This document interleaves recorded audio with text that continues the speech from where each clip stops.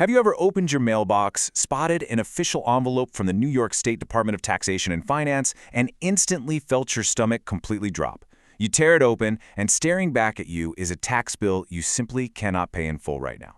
The stress is immediate, and honestly, it's incredibly overwhelming to feel like the state is coming after your hard-earned money. But listen, ignoring state tax debt is literally the absolute worst thing you can do, because those problems are only going to grow over time. The good news? There is a structured, official path to relief. Welcome to this explainer. Today, we're going to explore exactly how understanding official payment plan options can help you stop the panic, regain control of your financial situation, and get completely back on track.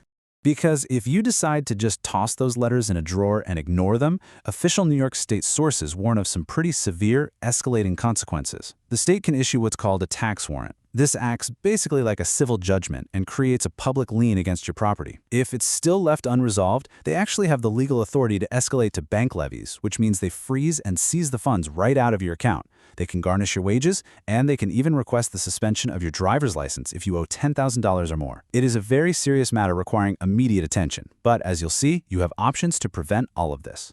So here's our game plan for today's explainer. We're going to logically walk through this entire process. We'll cover understanding NYS tax debt, reviewing notices and options, applying for payment plans, common mistakes, managing your agreement, and we'll wrap it all up with a final recap and disclaimer. All right, let's jump straight into Section 1, Understanding NYS Tax Debt. If you're completely new to this whole process, let's quickly establish some basic terminology. Your tax balance is simply the total amount you owe the state.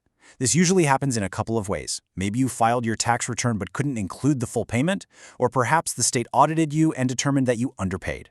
A tax notice is the official mail communication from the Department of Taxation and Finance demanding payment for that exact balance.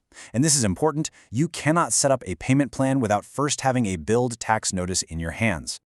Now, if that tax notice goes unresolved and gathers dust on your counter, we enter the realm of collection activity. This is just the official term for the enforcement actions the state takes to secure its revenue, like those tax warrants, bank levies, and driver's license suspensions we talked about earlier. The state always sends notices before taking these actions, which is exactly why responding quickly is your absolute best defense. Delays just limit your available options and push your account closer and closer to these aggressive collection activities. There's also an absolutely crucial difference between penalties and interest when you're calculating what you owe. A really great rule of thumb from financial experts is this: interest is about time and penalties are about behavior. Penalties are added for things like filing your return late or paying late. Sometimes if you can prove reasonable cause, like a serious illness, those penalties might actually be waived. Interest, on the other hand, is added simply because time has passed without the bill being paid. Interest is almost never waived, and here is the kicker. It will continue to accrue even after you successfully set up a payment plan. Moving right along to Section 2, reviewing notices and options. These are the critical first steps you need to take the exact moment you discover a balance due. First off, do not just blindly accept the number printed on the paper. Step 1 is to actually verify the debt. Check the tax year, the type of tax, and ensure any previous payments you made were properly credited to your account. Step 2, double-check the deadlines. Missing an appeal deadline can actually make a tax debt fixed and final, meaning you completely lose the right to dispute the amount. Step 3, act quickly. Treating that notice as essential information to act on, rather than a scary threat to hide from, is exactly how you protect your assets from being seized. So, what if you're experiencing a temporary financial hardship and you literally cannot pay in full? Well, you need an installment payment agreement, or IPA. Now, IPA is really just New York State's official bureaucratic terminology for a payment plan. It's a lifesaver. It allows you to make a scheduled monthly payment towards your unpaid balance over a set period of time, which prevents those escalating collection actions as long as you stick to the schedule. But before you rush to apply, please pay close attention to this next part. When you're dealing with tax debt, you are handling highly sensitive personal and financial information. To prevent fraud and avoid falling victim to phishing scams, you must strictly use official New York State resources. Make absolutely sure any website you use ends in ny.gov and only dial verified Department of Taxation and Finance phone numbers. Never, ever trust unsolicited emails or text messages claiming to be from the state tax department. Okay, let's dive into Section 3, applying for payment plans. This is where the rubber meets the road and we figure out your eligibility and how to submit your application. The application process actually splits into two very distinct paths, and it's based entirely on how much you owe and how long you need to pay it off.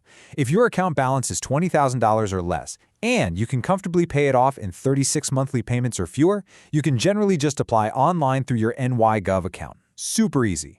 However, if your debt is over $20,000 or you need more than 36 months to pay it, you cannot use the online system. You have to apply by calling the department directly. For these larger or longer-term debts, the state will likely require you to disclose detailed financial condition information using a Form DTF 56, just to prove what you can legitimately afford to pay. So, before you log in or pick up the phone, you need to gather your info. First, check your exact account balance using your recent notices. Second, review your tax payment and return filing history, because the state definitely uses your past adherence to the rules to evaluate your new request. And third, if you fall into that over $20,000 category, be prepared to detail your household income, your regular expenses, and your asset values. When you are fully prepared to submit, you have a few official avenues. Most taxpayers just create an online services account at ny.gov where you can request the IPA directly under the Payments, Bills, and Notices section. Alternatively, New York offers a quick pay option to pay directly from a bank account without needing a full login. And again, for those larger or longer-term debts, you are going to need to call the Civil Enforcement Division directly at 518-457-5434. Let me repeat that one more time. 518-457-5434, and make sure to call during normal business hours. Let's head right into Section 4, Common Mistakes to Avoid. Because honestly, even with the absolute best intentions, a lot of taxpayers accidentally derail their own relief efforts. People trip up here all the time. The most common pitfall is just ignoring the notices until a bank levy actually hits your account. Another massive mistake is assuming that an approved payment plan magically stops penalties and interest in their tracks. It totally doesn't. Like we mentioned, interest will continue to accrue on your unpaid balance until the very last dollar is paid off. Finally, misunderstanding your ongoing obligations is a huge mistake. Entering a payment plan for past taxes doesn't mean you can slack off on your current or future taxes. Which perfectly brings us to Section 5, Managing Your Approved Agreement. Getting the plan approved is a huge relief, but it's really just the beginning of the journey. To keep your agreement active, you must maintain what the state calls compliance. Compliance simply means strictly adhering to all the terms and conditions of your agreement. Yes, this obviously means making your monthly payment on time every single time. But crucially, it also means you absolutely must file all future tax returns on time and pay any new taxes you owe in full. If you default by missing a payment or skipping a future tax filing, New York State can terminate your agreement and instantly restart those aggressive collection actions. No warning needed. Because of this super strict compliance rule, you really need a practical financial management strategy. First, budget for that specific monthly payment amount so you aren't caught short at the end of the month. Second, track your ongoing tax obligations so you don't accidentally create new debt while you're busy paying off the old debt. Third, organize your records. Save every single payment receipt and confirmation number you get from the state. And fourth, frequently monitor your ny.gov account activity to ensure your payments are actually posting correctly. So, what exactly happens immediately after you get approved? Well, the great news is that active enforcement, like new bank levies or wage garnishments, generally pauses. You can breathe again. The tough news, as we've noted, is that the interest meter keeps ticking. During this time, it is vital that you respond promptly to any official communications and keep your contact information updated with the department. If they send you a request to update your financial condition and you miss it because you moved, your whole plan could be jeopardized. All right, we made it to Section 6, Final Recap and Disclaimer. Let's summarize your path to relief. We've covered a lot of detailed steps today, but they really all boil down to this simple 5-phase timeline. 1. You receive a tax notice. Do not panic, but definitely do not ignore it. 2. Verify the debt is correct. 3. Determine your eligibility. Remember that $20,000 and 36-month threshold for the easy online applications. 4. Gather your info and submit your installment payment agreement request using official ny.gov channels. And 5. Maintain strict compliance by making your monthly payments and filing all your future returns on time. Now for a quick but very important heads up. It is incredibly important to note that this explainer is for educational and informational purposes only. It does not constitute tax, legal, accounting, financial, or professional advice of any kind.